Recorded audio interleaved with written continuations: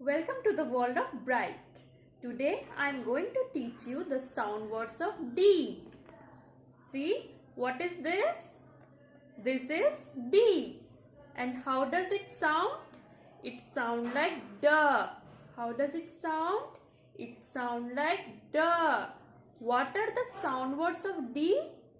The sound words of D are D for dog, D for deer, D for doll, D for duck, D for dove. Repeat after me.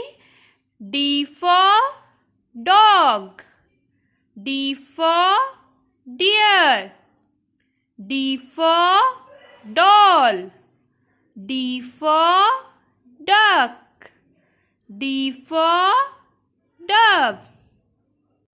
I request all the parents kindly make your children learn the sound words of D at home. Thank you.